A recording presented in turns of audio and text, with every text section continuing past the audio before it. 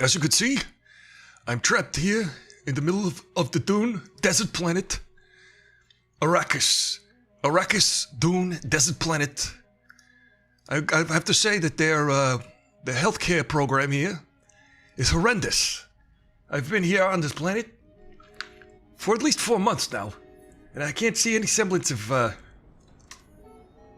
any kind of sincere approach to medical universality. You would think that in a galaxy far, far away, that the spice melange would expand the mind and make the folding of space possible. But, as you can see, they can do all that, but you can't get a checkup from your doctor without paying hundreds of dollars out of your pocket. It seems to be a very unfair and inequitable system here. You still talking about this? You still going on about the healthcare thing, Bernie? Come on, you lost, alright? You lost like several times over the last several years. Alright, Bernie? We're tired of this. Wait, Bernie. Stop moving around with me, Bernie. Bernie, I got a question for you. Please, feel free to ask me any question you like. I, Bernie. Do you remember me, first of all? Yeah, I remember you, Bernie. Bernie Sanders with the mittens. All the way back in January, 6 months ago, when they had that insurrection. That one insurrection. What are you talking about? You know, an insurrection. Like a whole bunch of incels, they raid the Capitol building and they perform an inch erection.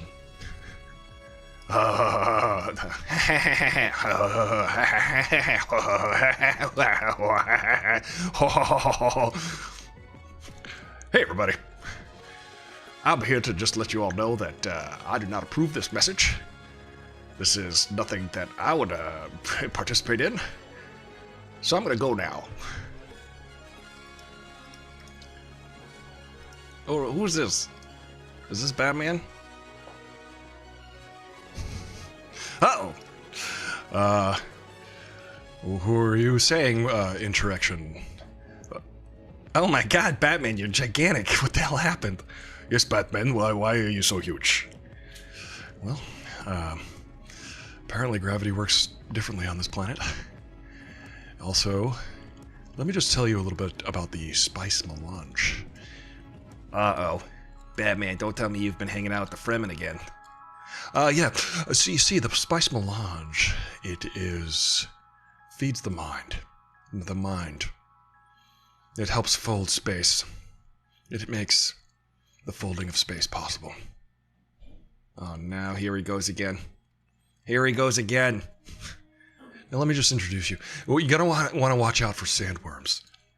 That's true, sandworms. If you get attacked by a sandworm, there's no possible way that you will be covered by any type of healthcare package here on Dune, Arrakis Desert Planet. Do you know that this planet here in Star Wars? Yeah, I hate to inform you, Bernie, that this planet is actually, this planet right here is Tatooine. You got it all wrong.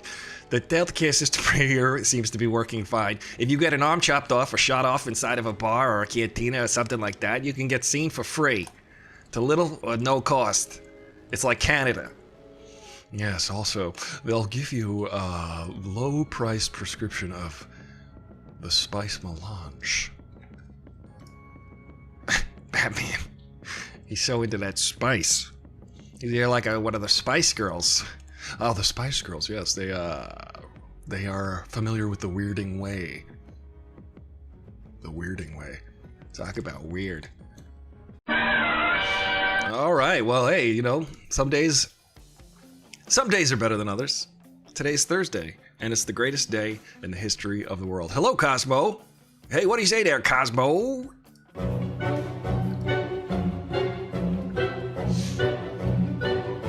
Hello. Hello.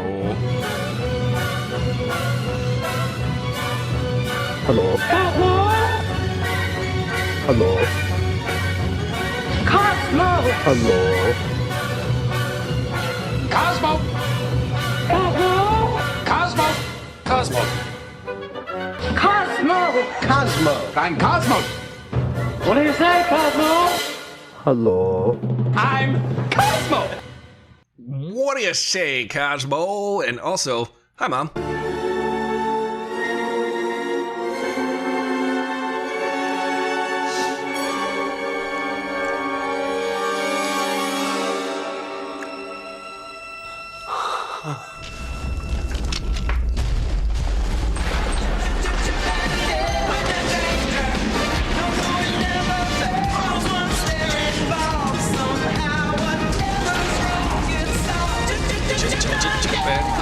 Raccoon Raiders.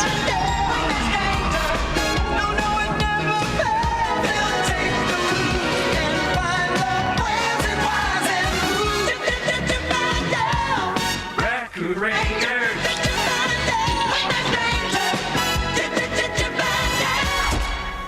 Sorry. All right, hello everybody. Welcome to the show. This is the Aristotle Full Throttle Show, where we just hang out. We talk about movies. We talk about music. We talk about politics. Actually, we get into it. We talk about we do a Dr. Baby Yoda Fauci will say, "Listen, Rand Paul, you are completely out of line. You don't know what you are talking about." I'd like to go on record, everybody, to let everybody know that Rand Paul does not know what he's talking about. The guy's kind of an idiot, don't you think? I was talking yesterday. You can catch yesterday's show on the replay. I was talking about Rand Paul. Cosmo shared the footage. I've seen footage, man. He shared the footage of Yoda Fauci, Dr. Fauci, yelling at Rand Paul for being an idiot. Also, Ricky. Oh no, Ricky. Ricky got a new computer.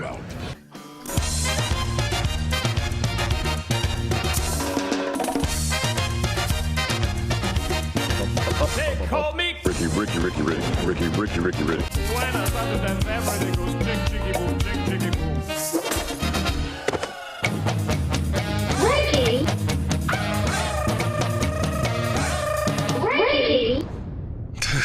Ricky.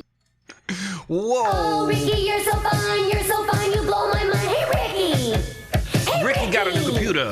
It's time to dance. Ricky got a brand new computer, which he can compute. He can take high-functioning calculations and do them a billion in 1 second. His computer is so amazing. It's so fine. It can burn through it can burn through Laffy Taffy. It can melt your Laffy Taffy. Wow, I'm impressed. Tell us about this computer. We have to dance about this computer. We need to know about this brand new computer. Is it high powered? Is it high functioning? Was it made by Benedict Cumberbatch about 80 years ago? Was it created in a laboratory over in England?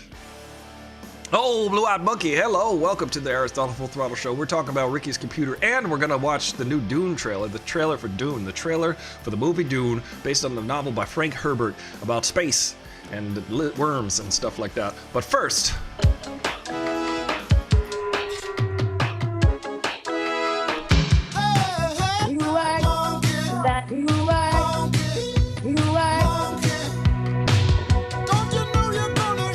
shock a monkey. Shock the monkey to life.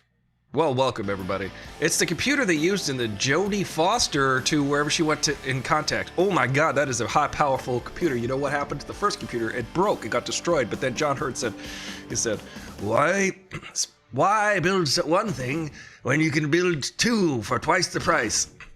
So you can go meet some interdimensional aliens. The space between spaces. Which movie am I in right now? Are you Harrison Ford or Jodie Foster? My eyes aren't too good right now. Also, I'm dead." He's been dead for a couple years now. God rest his soul. Thank you. Look, everybody gets an intro here at Aristotle Full Throttle, and it's quite the day for intros. Hello, Colleen. Who's been spoiling everything? Colleen! And I killed Sparky, too.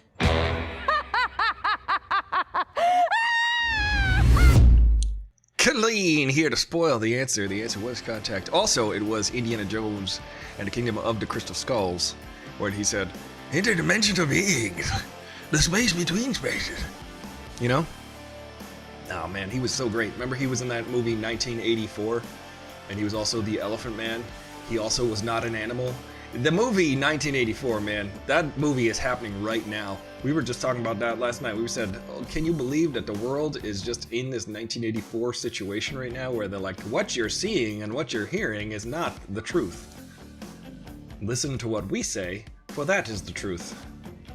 All of the things that are facts. Oh my god, my computer just talked to me. My computer just talked to me and said, I don't know what that means. See, this is the weirdest time we're living in. Speaking of the weirdest, the weirding way. Did you guys see the new trailer for Dune? Also, Ricky, what can your computer shoot lasers at the moon? I would like to know if we can etch something into the side of the moon, because I have a message that I would like to share with the human race. And also aliens. You know, just like, like etch it. And then we got to get the spelling right. If we spell, you know how many times I've gotten a trophy in my life? About half a dozen. And every single one of those times, they spelled my name wrong.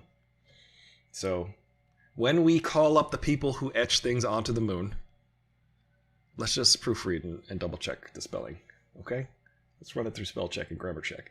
Whoa! Let me find out if I can find the trailer for Dune. Alright. Wowzers. How about this? Let me get out of here. Let me exit this computer land. Let's see.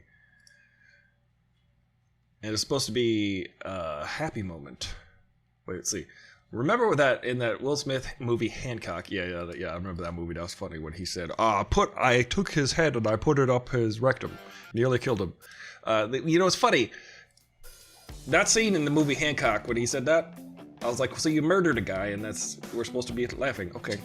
When Will Smith's company logo on the moon for visible from Earth, that's hilarious. That would work. And it was supposed to be a happy moment.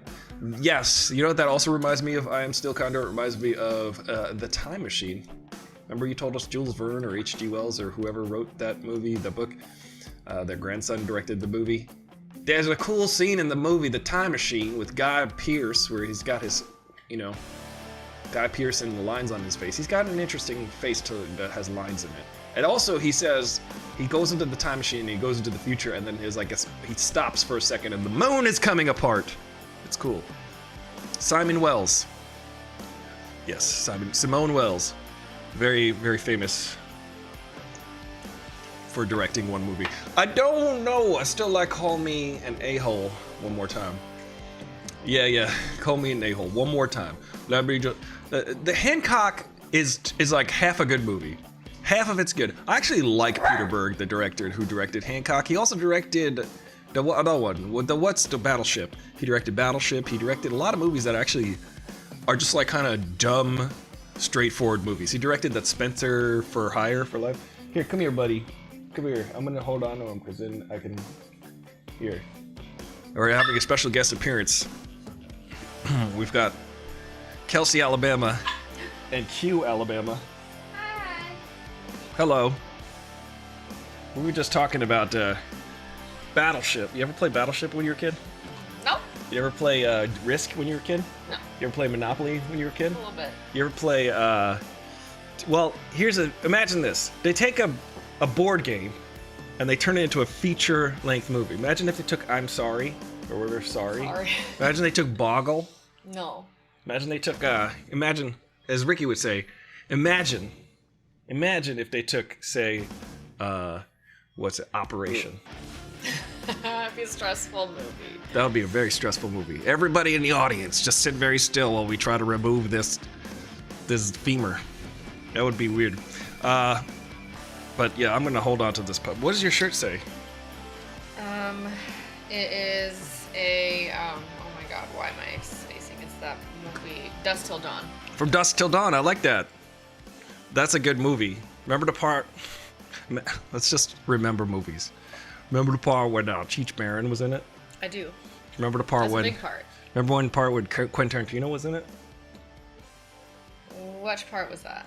I like most of the parts. There's another part where they walk away from an explosion in that movie. Mm-hmm. That's something they used to do in the 90s. Yeah. That's not very realistic. It's not very realistic, because if it was an explosion, I'd be like, nah, what was that? Yeah. I wouldn't be like, slowly walking away while it explodes in the background. I'd be like, is my shirt on fire? You wouldn't be able to walk away. You'd be exploded. You'd be pushed. I'd be pushed. I'd fall right on my face. Yeah. I'd go, and I'd be like, ow, my ears. Maybe all your hair would get singed off. My whole head and beard would get singed off, and I would look like, I'd come out looking like this. You gotta be careful with him. Oh yeah, I gotta be careful with this guy. He got attacked by a dog the other day. Do you remember the part with Selma Hayek? Yeah, I do. Of course. That was a good part. What was your favorite part of that movie? That part, her little dancing scene. Oh, that's right. Yeah, she does a little she's right dance. here. Do you have a gigantic boa constrictor? No. Well, Should I get one? Christmas is coming. Yeah, it'd probably eat both my dogs. You gotta keep it away from the dog. You gotta feed it other dogs. Ridley Scott is Ridley Scott. Okay. Okay, thank It's you. a good talk. That was a lovely talk. Lowly dogs. Get on your knees, bow your heads. This is what maybe I should adopt that as my catchphrase. Get on your knees. Bow your heads. Yeah. Like, hey, lowly dog. Oh, hell no. What's up, lowly dog? Get on my knees. Get on your knees. Oh, hell no. What's up, Don't go dog? over well. Yeah. Yeah. Bow your heads. Everybody. All right. Okay. Good talk. Thank you. Thank you for this dog. Yeah. She just came in here and gave me this dog. Now I have a dog. How about that? I think that was described as like the Goonies adventure with adults. You feel like Adam McKay movie was basically Monopoly. Yeah. That Adam McKay movie, are you talking about Vice? That one? Yeah, things get really weird in From Dusk Till Dawn. I liked that Quentin Tarantino was trying to change movies because he wrote that movie and he gave it to Robert Rodriguez to direct. He just like, they traded. I think Robert Rodriguez lent his special effects crew to Tarantino. I forget the story, but they actually traded. They traded. Hey Aristotle, are you developing any businesses for yourself? You know, Yikes Factory, this is the perfect time. I wanted to talk about that with you right now, actually. None of the agenda of what we were talking about today was as important. And I'm so glad you stopped by, because I'm happy to talk about that right now at this very moment. There's no other time that I think that it would be appropriate for us to bring this up, because I know we were talking about movies and music and having a hangout here. But Yikes Factory, I am thinking of developing businesses for myself. Also, there's a business that I'm developing called Nunya.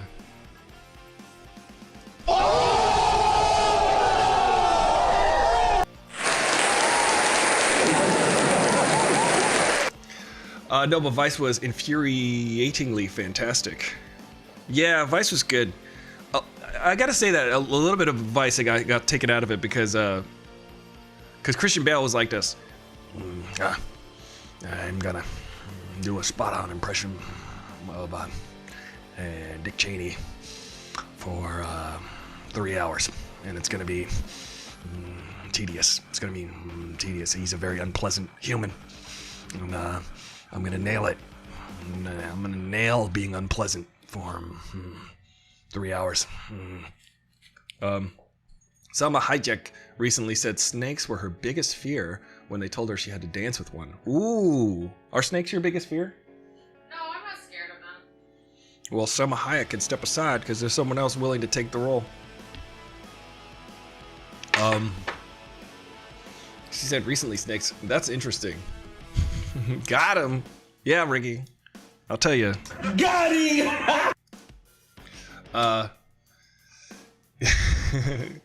Successful people facts. Yes. Say very successful people facts. Selma Hayek recently said snakes were her. Oh man. I like snakes. Actually, my mom hates snakes. My mom that's why she likes Indiana Jones, I think, because she and Indiana Jones both hate snakes. And also, she likes Indiana. She went and saw. My mom saw Indiana Jones and the Raiders of the Lost Ark when it was just called Raiders of the Lost Ark. She went into the movie theater and saw it like every day after work. She said, for like a year. She went and watched the movie for $3, I think it was. And she'd go watch the movie. And she'd be like, That Harrison Ford, what a handsome man. Let's see. Dune trailer. First lesson is free. Well, first lesson should be free. First lesson's always free, right? Isn't that right? That's how you get them. That's how you're gonna get me involved into your businesses. So how much money do you want, Yikes Factory? How much money do you want me to pay you right now? Because this is usually what happens next. You ask me, am I interested in businesses? And then somewhere along the line, you go, okay, now, you want to get rich? Do you want to make money? Okay, pay me money first. So, Yikes Factory, maybe, why don't you, yeah, this is my proposal, Yikes Factory. I am interested in learning about going into business for myself. Do you want to tell me about that? If you can pay me to tell me about it, and I'll sit here and listen. How about that? How about you subscribe? That'd be fun too. I'm out of focus. It's always so funny to me. One time, let me tell you this story. Then we're gonna watch the trailer for Dune, the new trailer for Dune. Arrakis, Dune, desert planet. You know, it's very dry. I feel like I say that half the time when I'm here in Los Angeles and it's 110 degrees. I'm like, I need some spice. Give me some spice. Let me tell you this story. I, one time, out of despair, because I didn't have a job, or I didn't like the job I had, and I was trying to find a new job, and before I moved to Los Angeles, I was like, I saw an ad in the paper that said, do you want to earn $17.50 an hour? And I said, by God, if I go to this interview, what I thought was an interview, if I go to this interview, I'll be making $17.50 an hour. Oh my goodness, that is lots of money. I'll be rich. Yikes Factory, listen closely to this story, Yikes Factory. And I will be rich. I'll be wealthy beyond my mildest dreams. And I will sit there. So I went to this place. I left work early, the job that I did have, to go to this, quote, interview that I thought I was going to get $17.50 an hour. Oh my God, that's a lot of money. Now think about it. Think about how much money you can make in like 10 hours. So I said, I'm gonna go to this interview. I need money. I would like to not be poor. This is a life objective. Break even or die trying. That's what I say.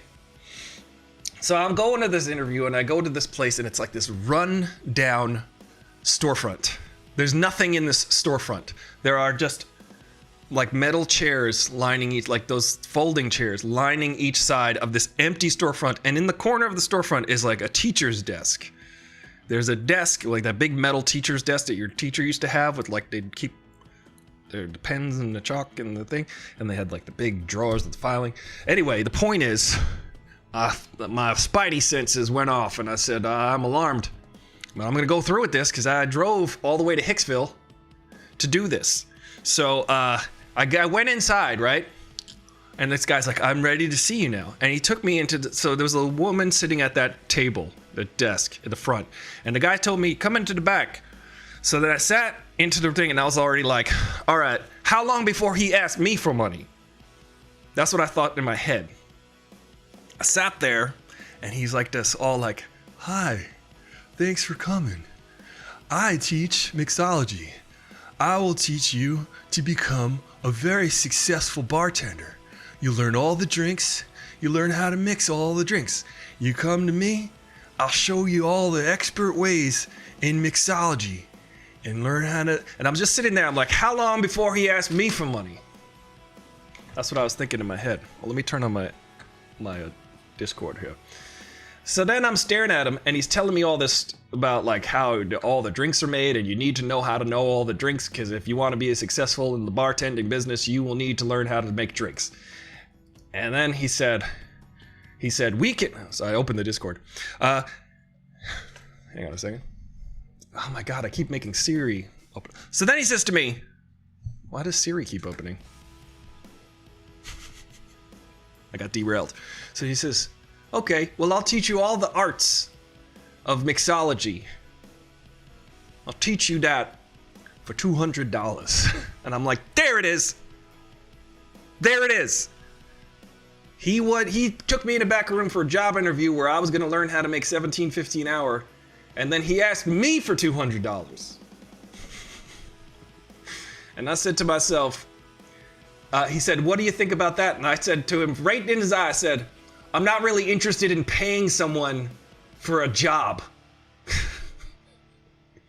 And then he's like, well, you're gonna learn all of the things. I'll teach you all of the tricks to learn how to be a good bartender. And I said, I'm not really interested in paying you.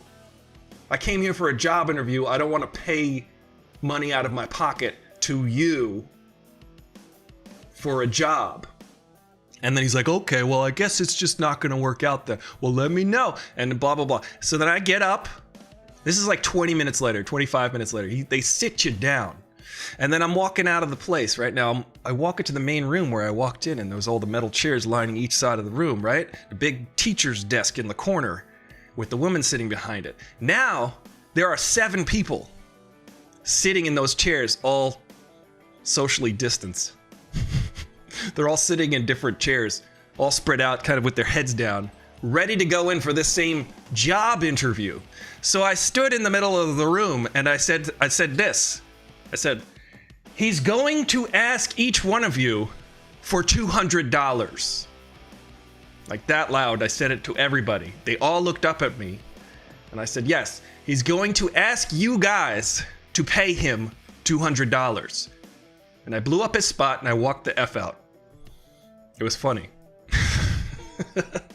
I laughed so hard to myself because I looked back at them and the woman behind the desk and the dude with he had a Hawaiian shirt on. He was a bartender. They both were like, I just don't like intellectual dishonesty. You know what I mean? That's all I'm saying. I told everyone there, don't pay this guy. How soon if someone comes to MLM? You need to develop. I'm telling you. Am I right? Or am I right? You don't pay for a job. They stopped doing that. Will? Hey, is this Will? How you doing? I forgot to play Is This Will's intro because it's all right. Will, here I was goes muted your because intro. I was listening to your story. So I'm waiting on the story to end on YouTube before I turn on the audio in here because I wouldn't get the whole story. Fair enough. Here's your intro though. Wait 30 seconds here. You got the touch. Is this Will? You got the power. Will. Yeah. Will. Will. Will. Yeah. I tell you, have you ever had an experience like that, Will? Where they said, hey, come on in and pay us money for no guarantee of any work or job. Will, I think you're still muted. He's probably waiting for the intro. I'm downloading the trailer for Dune, Arrakis, Desert Planet. It's gonna be fast money, but it will pay off, I swear. Yeah, that's exactly it. Just wire me whatever. This is exactly what happened. Oh, and my mom says, and yeah, Harrison Ford was Han Solo. Yeah, cute. You know, the funny thing about Han Solo, I think when we was kids, I think my parents didn't quite know if it was Hans Olo or Han Solo. Mom, did you know that? Did you know that it's Han if you're Billy D. Williams? Is Han Solo. So yeah, I'll just say be wary of jobs that are $17.50 an hour because that's too good to be true in America. Yeah, he was wearing a totally like a button-down floral Hawaiian situation, and I was just like, I don't trust this guy. I'm just waiting for this dude. Yeah, so Han.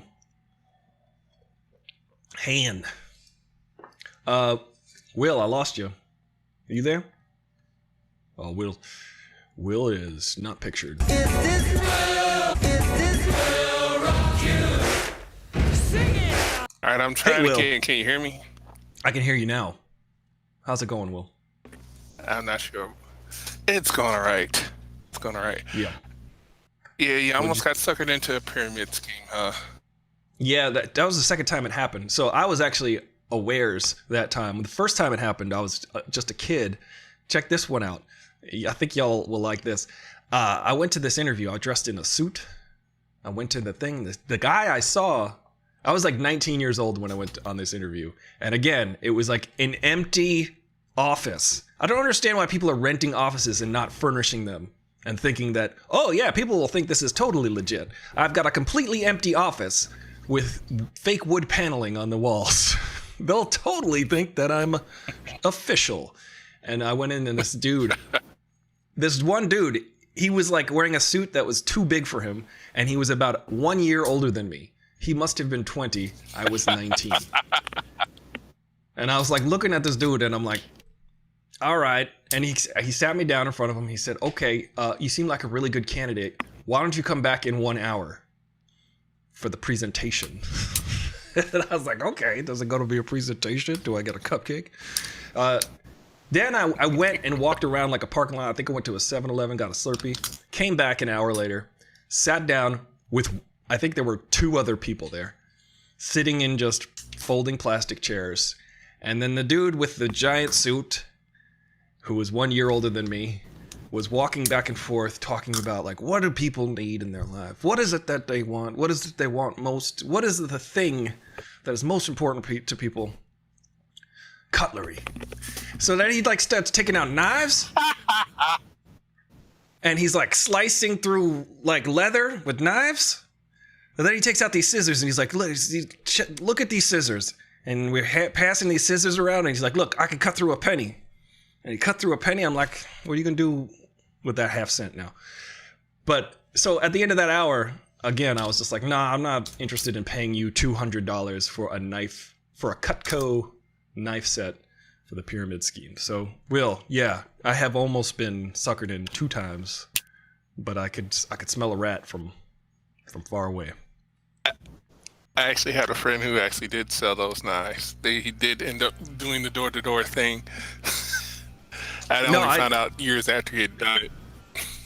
I had a friend, my friend Janine. She did that for like a year or 2, actually. She was and I told her that story. She just thought it was hilarious because that was her job. She bought the knives and she said that they made decent money suckering people into buying a set of $200 knives because that's how you do it. Because basically the job was that you sell the knives, but you have to buy the knives first. And then you have to go demonstrate those knives to other people so that they can buy the knives to sell them. Yeah, pyramid scheme.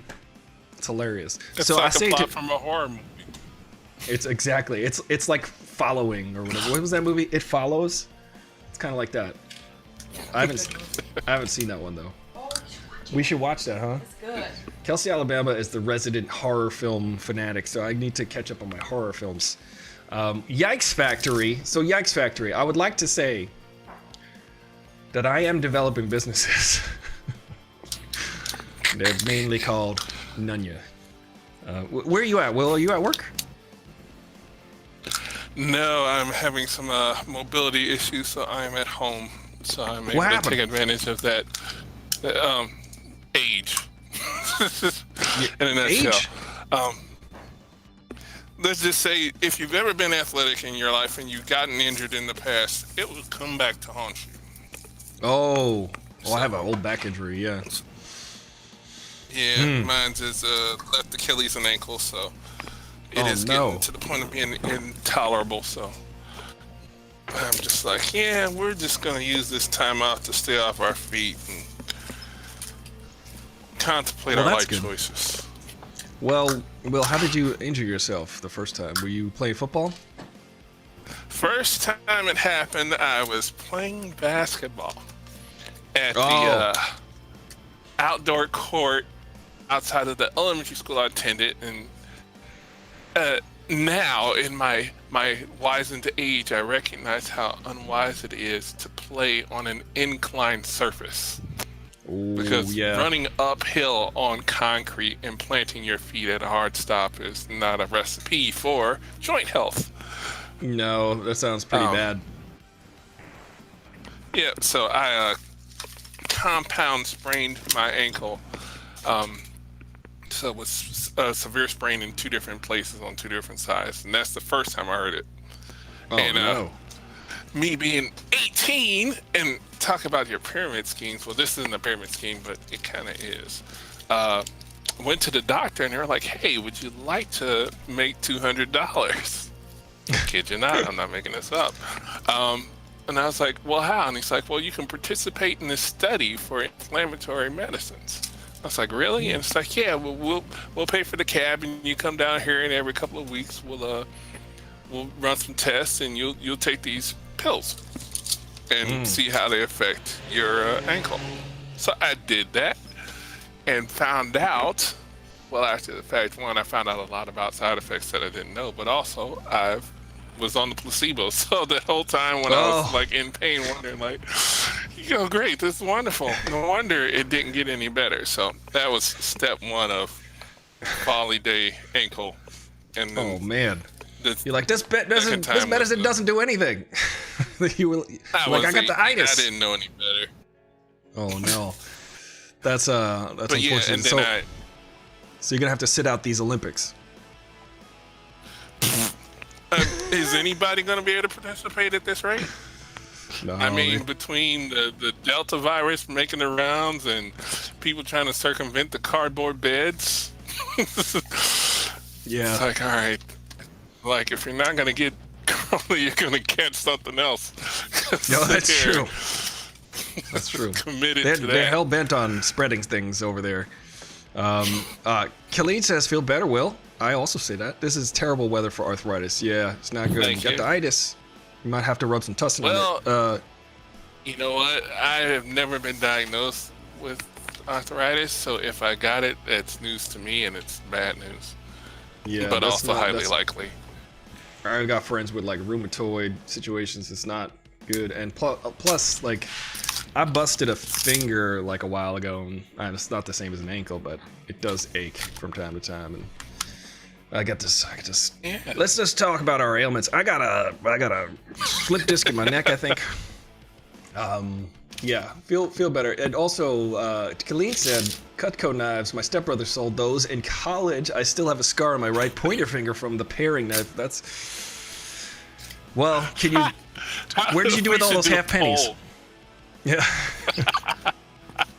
How many people actually know someone? Like, we might end up with a Venn diagram for the spreading of the coronavirus. We might be able to correlate knife sales in your past. They'd be like, we're gonna be like that. We're gonna be that Charlie Day gif with all of the different like lines on the board being like, there's the Cutco knives and the people with the coronavirus. Also, from It's Always Sunny. All right, let's watch the trailer for Dune, the new trailer for Dune. I'm excited to watch this. Have you seen it yet? Will, have you seen the new trailer for Dune? The newest trailer for Dune. Let's see. All right, let me pause it. I got to pause it. Dune, Arrakis, desert planet. No.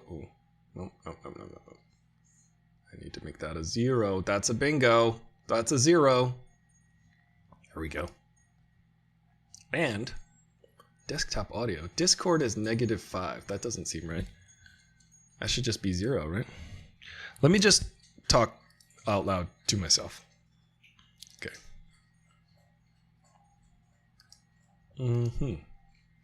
Wait, -10 dB. Oh, wait. Hold on a second. Hold on a second. Hold on, Ricky. What are you talking about? We were just looking at a desert planet for a minute. All right. Dune, Iraq. Wait, how do I look at this? How do I look at this so it looks like I'm looking at? Okay, there we go. Now this is the new Dune. Let me just make sure I can hear it. My planet Iraq. Wait, hold on a second, Kelly. Did you spoil something already? Because we didn't even watch the trailer yet. And you're saying Pepe de Silva. That's going to be the big reveal at the end of it. The Fremen. The eyes glow blue within blue. And also, Pepe de Silva. Arrakis is so beautiful when the sun is low. Rolling over the sands, you can see spice in the air. Look at how... First of all, I'm going to pause it a bunch of times. Listen, let's watch it straight through one time. and then I'm gonna watch it again, and we're gonna pause it and kind of break it down because let me just say, Denis Villeneuve. How do you speak French? I cannot instantly speak French. I don't. Denis Venezuela is one of the best sci-fi directors in the history of the last 10 years. And oh, look at this cute little cat behind me. They're come here. With Charlie Day. Yes, exactly. Always Sunny in Philly bit with Charlie Day. That's what we're going to see with the Cutco knives. All right, so let's watch this trailer. I also want to give a shout out to Denis Villeneuve for being an incredible sci-fi and fantastical director. He did Blade Runner 2049. He did Imposter. Did you guys see Imposter? Really good. Did you see, what else did he do? Arrival. So good. The Spice Melange. This is such a hard movie to adapt. My planet Arrakis is so beautiful when the sun is low. Rolling over the sands, you can see spice in the air. Spices. The chills. I got outsiders the chills. ravage our lands in front of our eyes. Yes, this looks like the book inside my brain. There's going to be narratives. Their cruelty to my people is all I've known. What's to become of our world? I mean, it looks...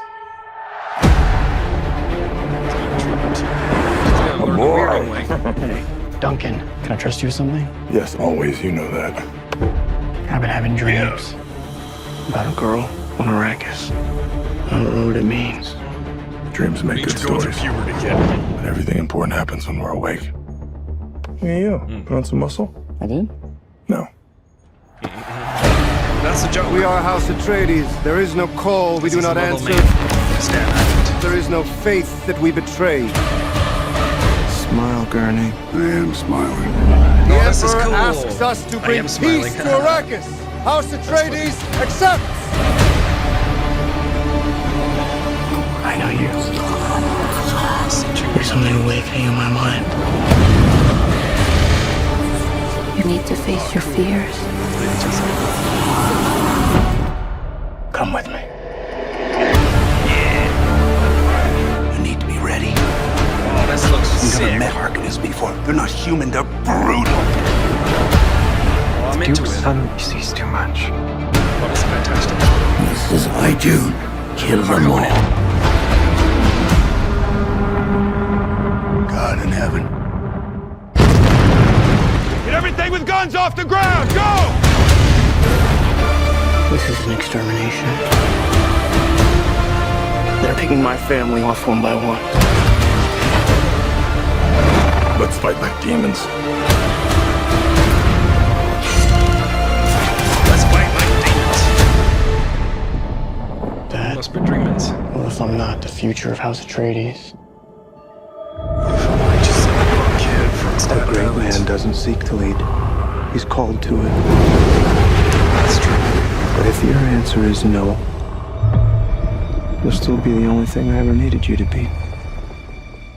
Ooh, that's a My son. If anything happens, will you protect Paul? With my life.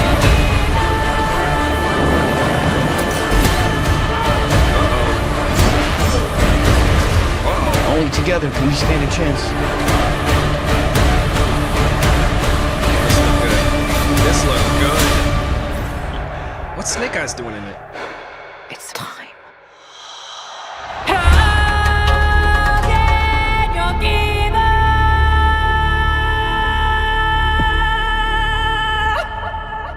Ooh, that's a voice and a half if I ever heard one. Let me say a couple things about this. I will read the comments in order this time. Yes, Pepe De Silva is the character from It's Always Sunny in Philadelphia. I find I Am Steel Condor that if I do the Tenet route of reading comments, it really brings about less confusion. If I read them backwards to front and then front to backwards, then John Washington, David DC, Denzel Washington DC will be happy about it. The music got heavy Blade Runner vibes. Yeah, let's watch this again. Now let's break it down while we go through it. So, you got the Dune. You got the desert planet. You got Arrakis. Looks cool. Where is that? Where are they? Are they in Tunisia? Are we gonna see Planet Arrakis is Uncle Owen and Aunt Beru's dead bodies burning up in the so sun? beautiful when the sun is low. Whoa. Rolling over the sands, you can see spice in the air. Spice. Glistening in the sunlight. The spice is what makes... You know, The outsiders ravage our lands in front of our eyes. See, now she's wearing a still suit, ladies and gentlemen. Still suit. The still suit, you see, has a... It collects all of the Rolling over the water sands, you can that see your spice body in the air. expels. The Through outsiders ravage. the machinations, the mechanical movement of your body, you're pushing the water through the filtration system inside the suit. And then it goes back in and you could drink the water again. It makes it drinkable water. So all of the body, all of the body's excretions get recycled. Oh, everybody got killed there. Their cruelty to my people. Is he a Fremen? Is he like a giant Fremen? There's a cool scene in the movie with Max von Sydow where he spits on the ground, and they were like, "Oh, that was rude," and they're like, "No, he's actually spitting on the ground because water is such a precious commodity that's a sign of respect. If you spit, if you give someone up, you'll spit your water on the ground. That's like, oh wow, that guy is paying respect." Is all I've known. Oh wow. What's to become of our world? I feel like Zendaya is the star of this movie. A boy. Hey, Duncan, can I trust you with something? Yes, always. You. My problem with Aquaman, I call him Aquaman, is he's not a good actor. That's my only problem with him. Otherwise, he's cool. Know that. I've been having dreams about a girl on Arrakis. I should probably stop saying that Jason Momoa is not a good actor, because I might end up being like at some point I might end up being a Dothraki or something. And what if I'm in Aquaman 2 and I play his cousin? I'll be like, yeah, look at me and you, yeah. Probably have to like put on some more. I don't know what it means. Dreams make good stories, but everything important happens when we're awake. Everything important happens when we're awake. Look, I could do everything like Jason Momoa. Jason Momo. I call him Momo. That's my nickname for him. Yeah, put on some muscle. I did? No. No. Yeah. I think those are the two things he knows how to say. No. Yeah. We are House Atreides. There is no call. We do not answer. There is no faith. I think that Duke Leto Atreides is played by Oscar Isaac. That's actually a pretty good call. Faith that we betray. And I just want us to all look closely at Josh. There is no faith. And the size of his head. He has got one of the biggest heads. Like, I'm talking about his cranium, his mandible, everything about the melon in which rests upon his shoulders it's of inordinate size. It's the size, let's say that his body is a hot dog. His head would be the equivalent of a watermelon. You know what I mean? It's like putting a watermelon, it's like a lollipop. He looks like a lollipop, but not just like a regular lollipop, like a Charms lollipop. He looks like one of those gigantic spiral lollipops where the stick is his body. But he's more like, his head is oblong also, so he's got this gigantic oblong. That we betray. I think that's mainly what we should talk about, is the size of Josh Brolin's head. I'm not the only one who makes fun of the size of his head. Oscar Isaac was in an interview last year on Zoom, and they were wrapped filming of Dune, and Oscar Isaac was like, look at the size of Josh Brolin's head. So apparently it's a joke among his friends. Let me read your comments in order, Steel Condor. That music at Heavy Blade Runner, he is not, I guess, kind of not a good actor. He's got one gear. Yeah, he's got one gear, and it's, yeah! A lot like The Rock. I'd rather have Lisa Bonet in Momoa's role. Imagine it. I can imagine that. way better. Lisa Bonet, actually, good actress. Also, she got a kid. She got Zoe Kravitz. She got Zoe Kravitz, Jason Momoa. Where's Lisa Bonet? I think she's on that other show. She's on that other show right now, I think. A different world. This dude looks cool. I think this is not a dude. Maybe it's a woman. I can't. Non-binary. Smile, Gurney. I am smiling. Can't you see? My smile is about 300 yards wide. My smile can take up the side of a mountain. I am smiling. Can you not see that my smile is gigantic? I look like the man in the moon, and also my head is the size of the moon. I'm smiling. The Emperor asks us to bring peace to Arrakis. House Atreides accepts. Look at the still suit. That's cool. I know. He's breathing inside that. There's something awake. There's just something about Timothy Chalamet.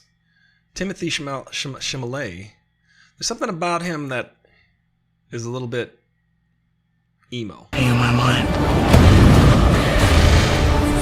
You need to I think that Lady Jessica. face your fears. Yeah, or they're gonna make 15 of these movies. You know they're gonna.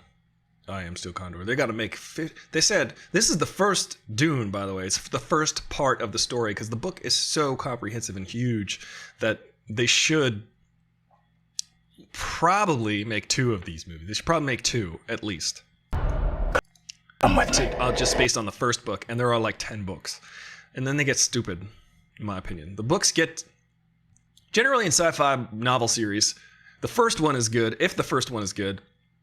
The second one often has legs. And then you just start to go downhill because every sci-fi novel series that I've read, like Rendezvous with Rama, 2001, Dune, as they get progressive, each subsequent book tries to add a new level, a new angle, a new layer to the universe and the lore. And then it just starts to get stupid. They just thought, what else can we do? I don't know. Let's say that this guy has the superpower of like peeing really far. He can pee 3 miles. Like he could shoot a laser from his urethra. That is his superpower. You need to be ready. Look at those suits. This looks cool. I like the look of this whole thing. Hey, I hear someone in Discord. What's going on? We're talking Dune? That was me unmuting. I got pulled away suddenly. So I can't watch and listen at the same time because it's out of sync.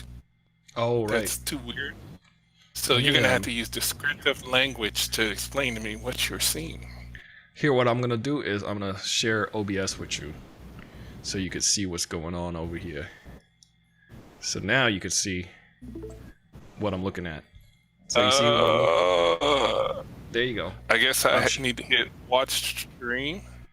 Watch stream on the Discord so you can see what I'm talking about. I just upgraded all my internet. There you go. Now look at this. I can see, I'm going blind. You're singing like Korn. That's a Korn song. Okay, so now look at this. Oh, they're less. It's Ash Wednesday on Dune Arrakis. There's playing. Met Arrakis before. They're not.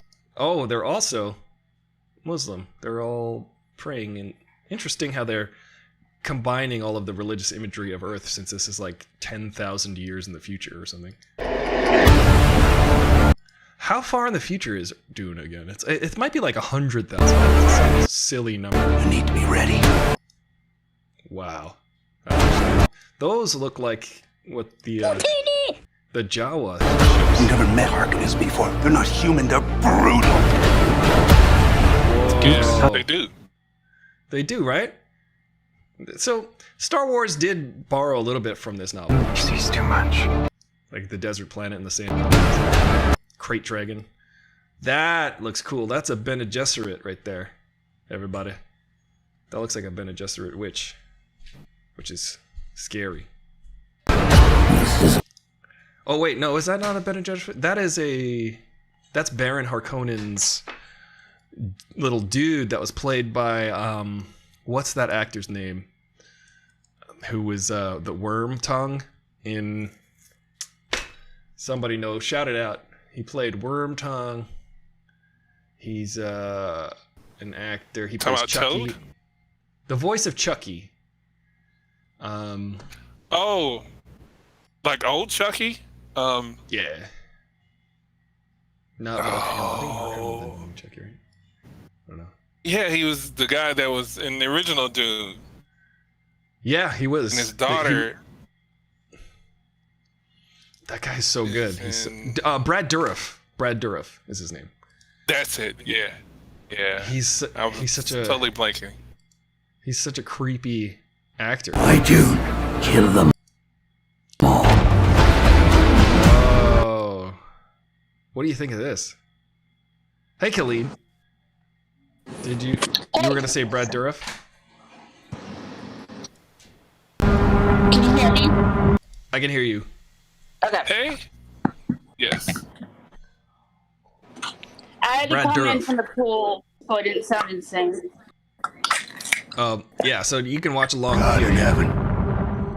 Now, what do you think of Duncan Idaho being played by Jason Momoa? Jason Momoa. I just need somebody else to watch C on Apple TV Plus to see how insanely stupid it is. Here's the thing about C. I don't want to watch C on Apple Plus because here the main thing I think is ridiculous about that is hold on a second. My Siri keeps opening up. I think my headphones keep thinking I'm talking about Siri. The main thing that's silly about C. I'm not saying hey Siri. I'm not saying that. Don't open up Siri. Okay. Is that Jason Momoa and his everybody in the world in that show is blind. Nobody could see anything. Yet everybody is still stunningly gorgeous. All the men, all the women, they're still good looking. As if that were a value that they would still maintain in a world where everyone is blind. I find that hilarious. That is not even close to the most stupid and insane thing that happens. Well, Colleen, since I'm never going to watch it, and you are the resident spoilatrix of the things, what is the stupidest thing that happens in the TV show on Apple Plus TV or whatever? C. What is the dumbest thing that Jason Momoa? So the female leader, who's considered like the prophet, in order to make contact with the higher powers, she masturbates. Oh yeah, that's one of the things that you got to do. Humor! I love it! I see you! Well, what's the most common utterance? What's the most common utterance? Oh my God, you know? Oh yeah. Oh my God. So this is so there's a little logic there. I did it. That's horrible. I shouldn't have. I did it.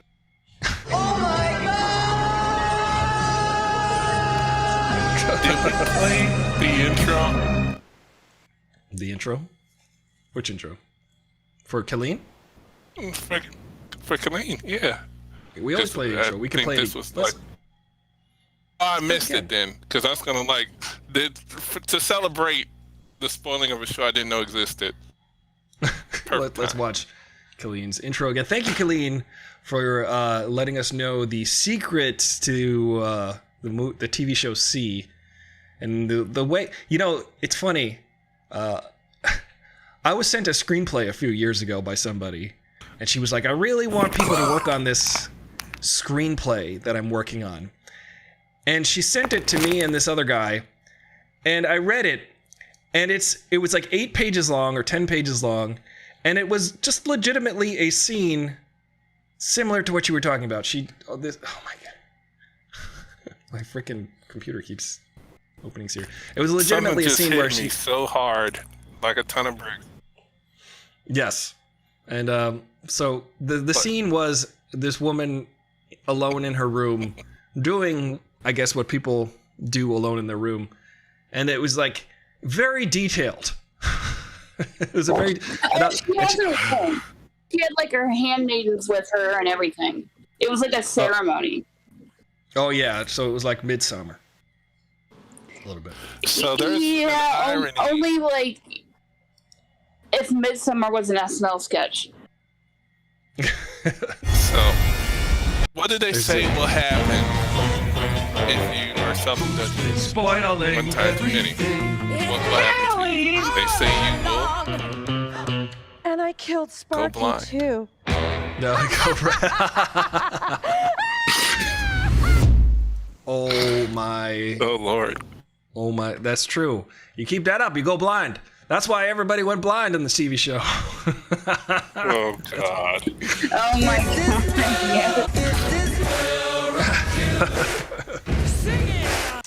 So That how is, hard is it impressive. gonna? Okay, back to Dune. How hard is it gonna be? Wait a to second. see Did you just say Josh how hard is it going to be? Brolin Oh my god. Humor! I love it! Oh, you know what? I've been missing teaching 7th grade. Thank you for reminding me why I shouldn't. Okay. But seeing Josh Brolin actually trying to prevent extermination. Oh yeah, after he was I just didn't even destroyed realize half the he universe. was in this. Yeah, Josh Brolin. Now I know what I have to do. I'm gonna take this. I'm gonna shred this universe down to one molecule. And also, Somebody cut off all his fingers so he can't snap. oh, that's a good idea. Why didn't? Well, that's the thing he did actually. When Thor had a better strategy the second time around. He just chopped the arm off and the head.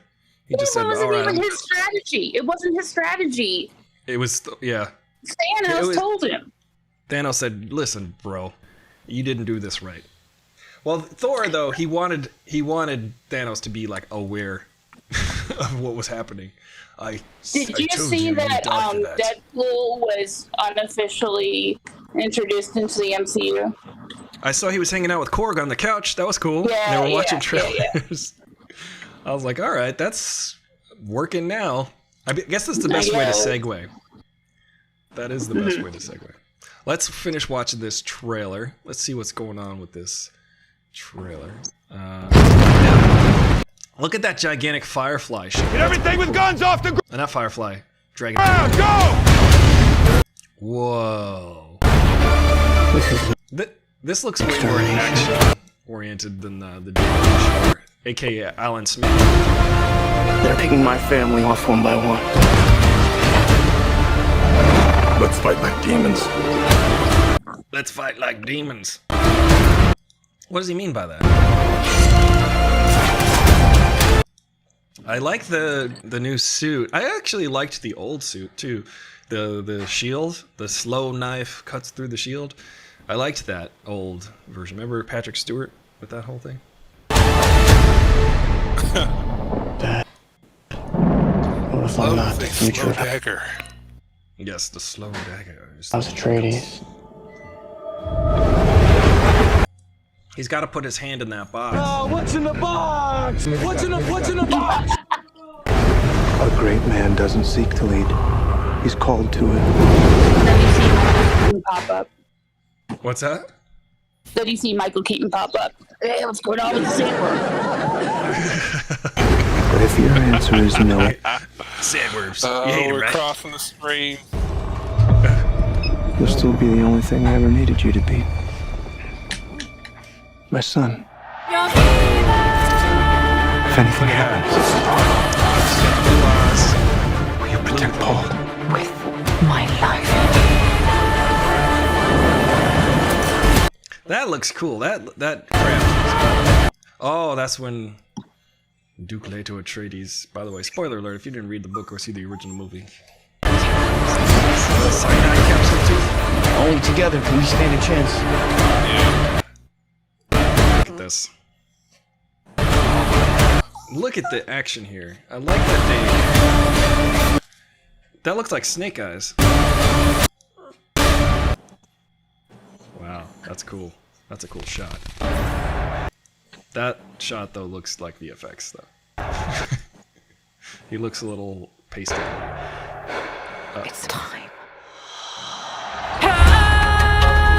This sound is good. Well, I think that this shot is cool. Yeah. I think Ricky, Only together can we stand a chance. I see what you're saying. I feel like that shot is cool, right?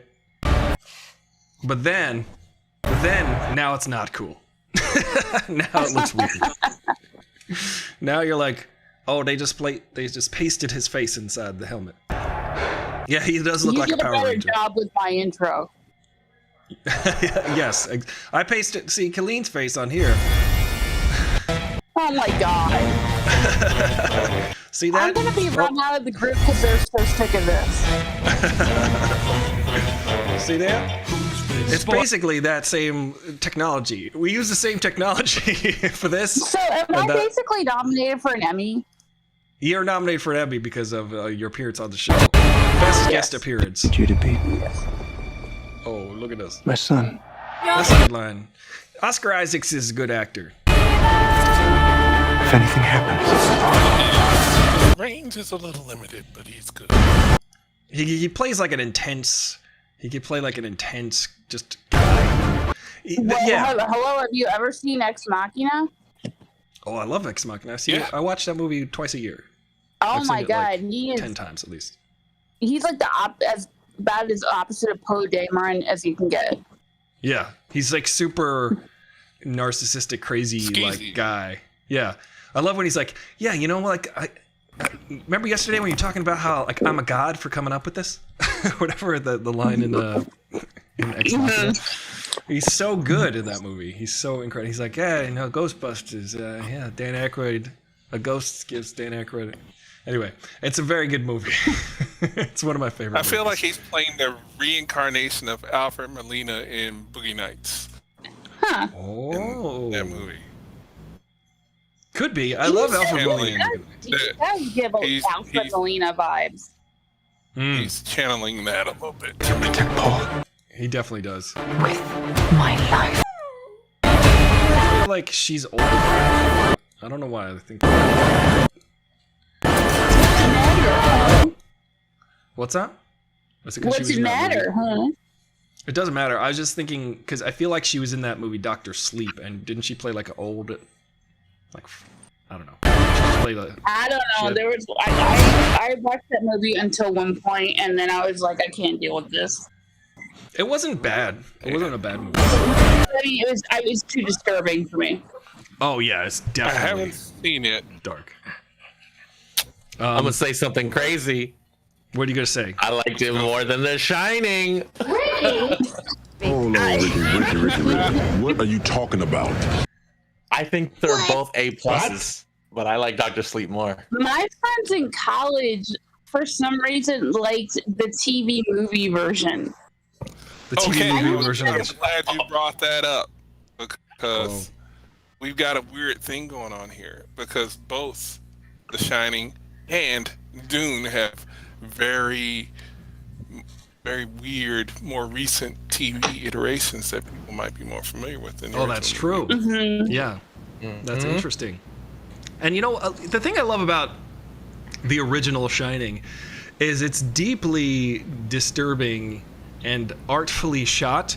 However, Dr. Sleep, I feel like, recreated so many of those shots, but it didn't originate those shots. So it felt a little disjointed as far as like consistency wise. That's why I would say Shining is a better movie from my point of view. But Dr. Sleep was a worthy sequel, I think. Dr. Sleep just felt like it was doing it to do it. There didn't seem to be like a passionate motivation or an innovative motivation. Yeah, it felt like, well, let's wrap up this. Let's revisit this character from a different filmmaker's point of view, and it definitely feels like a different filmmaker. Watch that movie. That's the hard thing about following up Stanley Kubrick movies, like 2010, the year we make Contact or whatever, the sequel to 2001, Space Odyssey, because it's just like not as artfully done. In a similar way, Aliens is like that. Aliens is an excellent, incredible, worthy movie that is almost as good as Alien in my opinion. But Alien is like an art think piece, and Aliens is this like incredibly crafted space action sci-fi thriller. Prometheus is one of those movies that I keep watching, hoping that somehow it'll be better. Yes, I feel that. Watching theory videos on YouTube about Prometheus is probably more rewarding than watching Prometheus itself. I know, and the viral marketing for it was amazing. I probably once a week say this: there is nothing. I know. Just at least once a week. I said it yesterday. That's the thing. I agree that watching all of the theory videos or Prometheus explained and here's why it's not a bad movie. That's how you know it is a bad movie, when there has to be 20 minutes of 40 minutes of this is why this is not a bad movie. The other day, I had guested on a podcast talking about how it was almost a great movie and all the reasons why it wasn't. Yeah, all the Damon Lindelof reasons why it wasn't. You know what? Also, someone said this. They were like, Batman Forever isn't as bad as you remember it was. And I just wrote, yes, it is. Please move on from trying to justify. Hey, the soundtrack was good. Yeah, I've Been Kissed by a Rose. And also... Is that the third? That's the third, not the second. That's the Val Kilmer one. Yeah, the Val Kilmer one. Okay. Hello, Jelly Bean. Well, we were just talking about let's wrap up this intro. All together, please. So he's gonna kiss his. And here comes Rick's favorite shot. Yeah. Ready? Ready for it? Shot? Wait for it. That's a cool shot. And watch the Gold Ranger. He is the Gold Ranger. Look at that. You know what it reminds me of? Avengers Endgame, when Gwyneth Paltrow, her helmet opens, and it's like it wasn't really there. So you know what it is? It's they're really there, but what happens is they add this helmet and they add this fake contact shadow on the side of the head. Yes. And I don't think Paltrow was there. She definitely wasn't there. She's definitely there. They're just. Oh no, Paltrow. No, I just mean like she's on green screen, but like to make it work with the suit, they add all this shadow and stuff on the head that just it makes the head look CG, but it's not. Yeah. Right. Yeah, Ricky, walk us through this. Ricky, trained expert in VFX. That's where this shot goes wrong. It's that the motivated light is all messed up, right? Is that it? They're faking it. They're faking it afterwards on real him, and it just makes him look fake. It makes everything look fake. You know what I'm noticing? Like Luke and Leia. Obviously, yes. Are you? So you're invoking Star Wars Episode 9 with the Luke and Leia young training sequence, right? My God! Yeah. Same thing. You're triggering him. Henceforth, we should not refer to it as Star Wars Episode 9, just as Episode 9. Yeah, we should just call it. We should call it what it is. Strike Star Wars from the title. We should call it hot garbage. We should call it late for dinner. You know, here's the thing. There's a shiny reflective surface. Obviously, this gold Power Ranger suit is more reflective, but it's like that brightness on the arm that just feels so much brighter than whatever's on his face. It looks like Iron Man crossed with a stormtrooper. Yeah. That's what it is. Got him! Okay, let's see. It's all been done. Yeah, and the movement is unnatural. It looks like a quick shot. Like hopefully. Now, Ricky, I have a question about the VFX situation. When we see previews, is this like a working iteration of what's going to be in the final cut? Or because I remember Thanos. They can. Yeah. Thanos is a good example of like another one is like the Jurassic World trailers. Every time a new one came out, it was like scenes got better looking and better looking. But like they can, depending on like the schedule, they can be delivering shots a week before it is released in theaters. Like it's a process, and there's like it's sort of insane because some people, a lot of people work on these movies and 80% of them do not get credited. But like there will be a team of like 3 people who work on one shot for a year and a half. It's insane. One shot. Wow. Yeah, and then don't they like outsource to different effects houses, entirely different parts of the movie? Yeah, there will be like, I mean, even on Superman and Lois, like we had a bigger budget and we had 12 visual effects companies, I believe, which is sort of insane. Wow. Jeez. Oh, jeez. One of my What was good that, friends Colleen? from college ended up working. He got into the movie trailer business, and he said a lot of what you're saying, and that you have to work without music, and you have to work within strict parameters, and they outsource it to like all these different places. So like only 10% of your work sees the light of day. That's crazy. Yeah. Now, I have a damning Jelly Bean question. says Batman and Robin is the best. Ain't no I was argument. going to I'm bring not that gonna up argue earlier, but I didn't want to interrupt you guys because I have thoughts. Let's see. But Hold on a second. Yes, that's. yeah, bring them out. Bring I them out. completely agree. I totally agree with you, Jelly Bean. That is definitely the best one. You know what I say about that one? It is ice. It has never been better than this one. It is. It's cool. Thank you very much. Okay. You know why? Because it freed the nipple. It did free the nipple. We put nipples on the bat suit. That was what we needed. And on Mr. Freeze. And on Mr. Freeze. Listen, how else would you know it's cold in here? It's freezing in here. And that's why I need nipples. You need to see that it's cold. I agree, Mr. Freeze. Joel Schumacher, ahead of his time. Also behind his time, because nipples have been existing since the beginning of time. All right, so I got a question. I have a question since we're talking about these VFX and the trailer. When was this movie originally supposed to be released? Dune last year? November, yeah. Right? Yeah. December? So that's it. And they had reshoots too that they had to do. Yeah. I think they got disrupted by COVID shutdowns. Right. So when they reshoot stuff like, I know that the extensive reshoots for the Lord of the Rings trilogy, they really like honed the sequels. So between each sequel, so after Fellowship came out, they went back and shot for like 3 months or something like that for the next movie, and then between Two Towers and Return of the King, they shot for like another several months so that they could like really hone the sequels. Now, do you think that they've been doing that with like Ghostbusters, Afterlife, or whatever it's called, and this one? No, they're really no.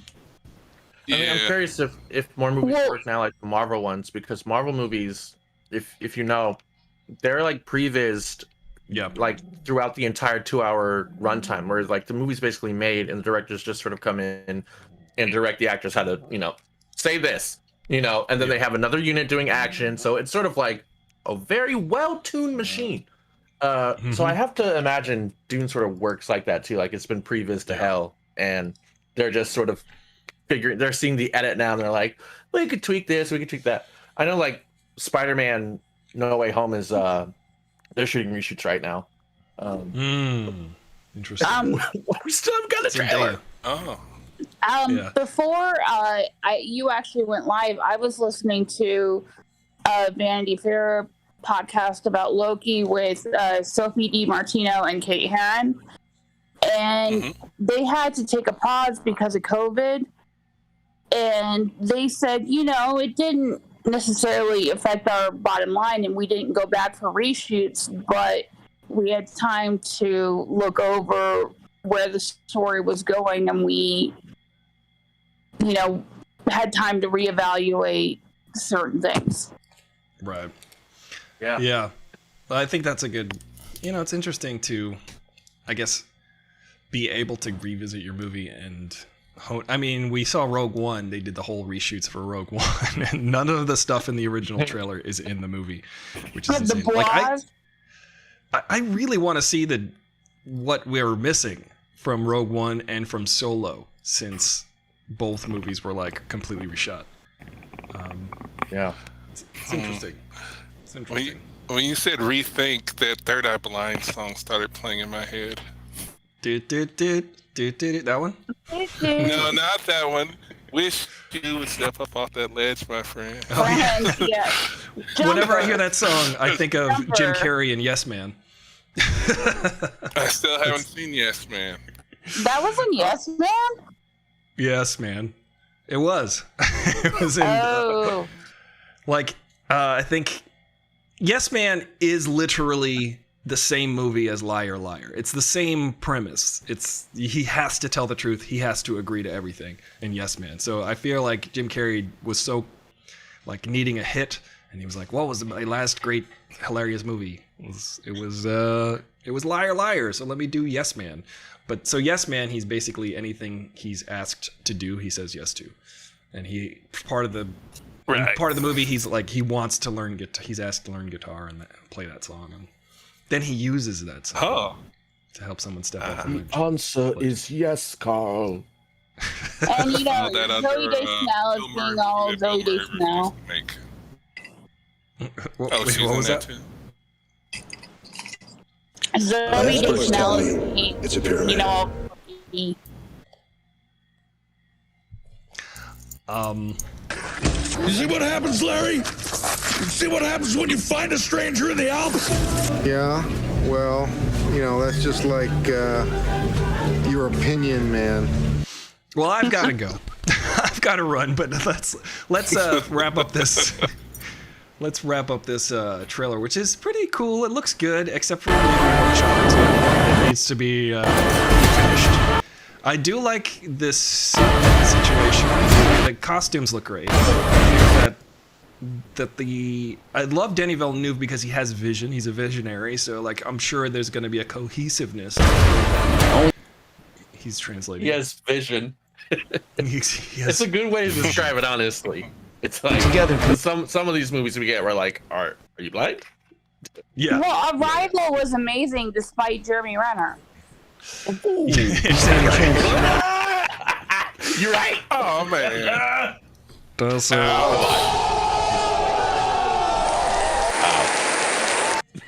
Jeremy Renner. You apparently have not seen Tag. I have not seen Tag.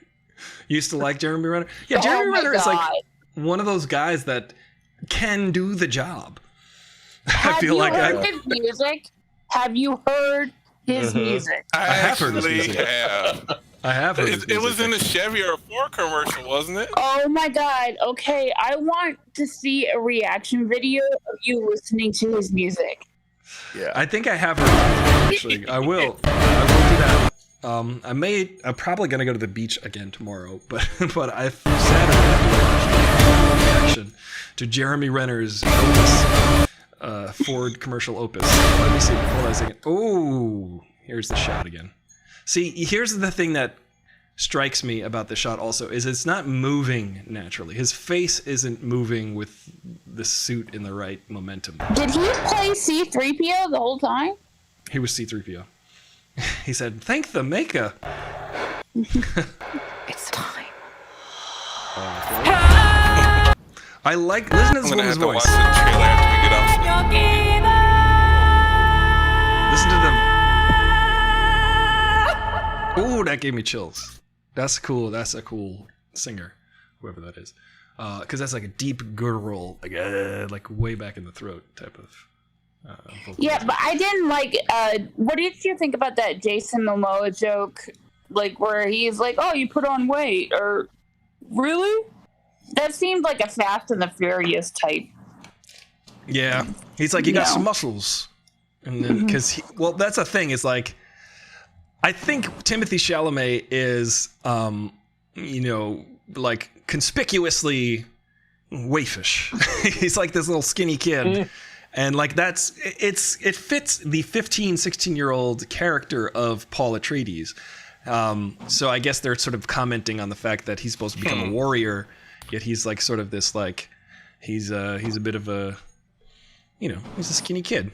He's like a punk rocker. I know, but like the snark. The snark, yeah. I mean, standing next to Momoa? Jason Momoa. I stood next to Jason Momoa. Have you seen Chalamet's rap video from high school? I would love to see this. Are you serious? You haven't seen it? please drop that in the Discord so we can discuss Okay. that. It's amazing. It's amazing. Timothy Chalamet, Staten Island's own Timothy Chalamet. Oh. Yeah, he is a skinny kid. But he fits the part of the younger Paul Atreides. But as he gets older and becomes Muad'Dib, you know, maybe technically he uses the weirding way to kill with a word. This will all make sense, I swear. It's so good. It's such a good story. And symbolic. It won't be the same without Sting. I know. Not be the same. I did get to see Sting shirtless in person once. Oh. Didn't he play Duncan Idaho? Or who played Duncan Idaho? No. Sting played... I can't remember. The evil son of... What's his face? Of Harkonnen? Baron Harkonnen? Of Harkonnen.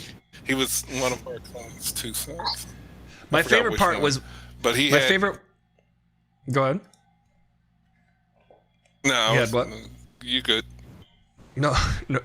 He was the son of... He had the climatic scene of the whole film. Like the weirding way is expressed in its most powerful form against him directly. Yes, that was. I like when he's got the knife and he's like, "Ha ha, ha ha! I'm not the singer from the Police." Ha ha, ha ha. That was my favorite part. Everybody's in the movie theater going, "Every breath you take, that guy." I think that song came out that year. Don't stand too close to me. Yeah, they're like, that guy's standing too close to him. I think he can't stand losing, but he's about to lose. Well, it ended up being Murder by the Numbers. No. he was an Englishman in, I don't know. Well, you know, he was in Dune alien. because he was searching for the Desert Rose. Oh boy! Yeah, well, he ended up as a little black spot on the floor. Oh no, man, this could go on all day. He said, "It's the same old thing as yesterday." Oh man, he should have sent out an SOS. He's an alien. He's a legal alien. Actually, I was doing a New York Times crossword puzzle today, and that was actually a clue what a message in a bottle was. Oh, that is. I think we did it. I think we covered every police song. Oh, there's still more. There's so many police songs. There's so many good police songs. I couldn't keep up just now. I was just trying to think of Stuart Copeland's drumming. It all came together like synchronicity. Synchronicity. Oh boy. We'll be watching for another Dune trailer. Let's watch for another Dune trailer. We'll see. Well, when does this movie come out? Because one day I thought I'll have they a new said TV. this was the final Dune. I was okay. Without those little nostril things, every breath they take would be toxic. Yes, that's true. If I could do the little noise from that song, I would. The Britney noise. And whatever. Yeah, every time someone says toxic in my head, it plays. I like that song uses like microtonal. It's like it's a kind of like it's a musically interesting like Eastern sounding kind of thing. It's pretty cool. Yes, so that was I think the fourth trailer for Dune, which looks really good. I'm excited to be taken away into a world far away, to be swept up, to be. Hopefully he lets his soul be his pilot. He does let his soul be his pilot. He will maybe also. I'm trying to think of Sting lyrics. What's the song where he says the Desert Rose? That Desert Rose song. I already said Desert Rose. No, I know. That's why I'm thinking about how all of those albums came out circa 2000, and they were like, "This is the new sound of the millennium." She already did. Yeah, that's let's see. Let's Google the Police songs, and then we'll do an epic. Actually, I saw the Beastie Boys and then the Police after them, and the Beastie Boys kept saying, "It's the motherfucking police." Yeah, that's because they're the king of pain, and they whatever they want to say to you about That's this. all I want to say to you. You know, Zendaya really looks like she has Timothy Chalamet wrapped around her finger. Because there we go. Every little thing she does is have magic. a legitimate question. I ain't got no pun. I just got a question. Yeah. Did they say that this was strictly going to be in the theaters, or is this also going to release? No, HBO Max. Part of the HBO Max thing, where like the next 12 movies will be on both. Yeah. Okay, so they there was a fight about that, and I wasn't sure because they. Oh yeah, I remember that. Nolan was getting mad about that. Ricky said no, he's gonna watch it at home. I saw you say that. Yeah. Well, and it's like, then Nolan, give me my money back for Interstellar. Yeah. Interstellar, I liked that movie. It was loud though. My ears hurt. Like I was sitting in the theater going. Statute of limitations is passed. It's definitely.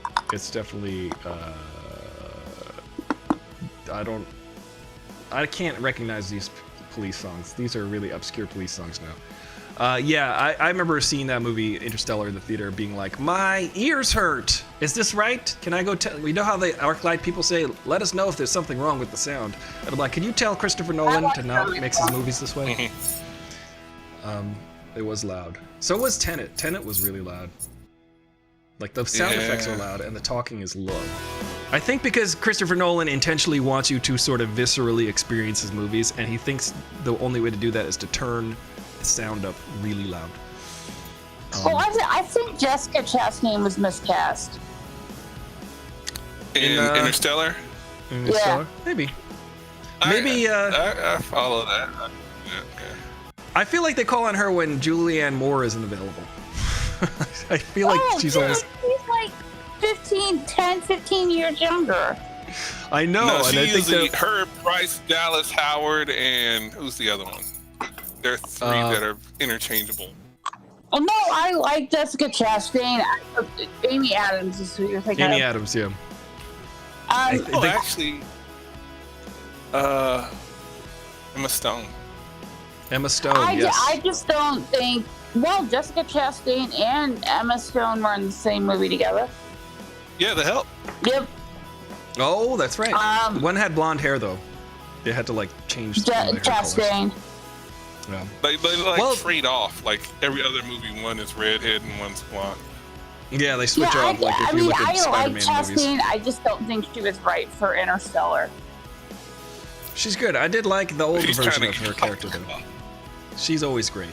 Well, I've got to go, ladies and gentlemen. I must run.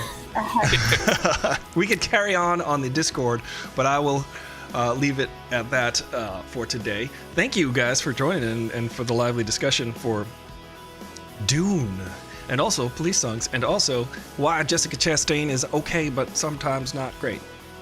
But she's okay. We love Jessica Chastain over here. Jason Momoa, not a good actor. Thank you guys for putting up with me. Well, we thank you for it was a putting up pleasure. with us. It's always a pleasure. Go sell those knives and make sure that, that everybody... All right, everybody. Thank you for being here. I'm Aristotle Full Throttle. You roll with the fro, and I'll see you soon. Goodbye, everybody. Okay. Bye-bye. Take care.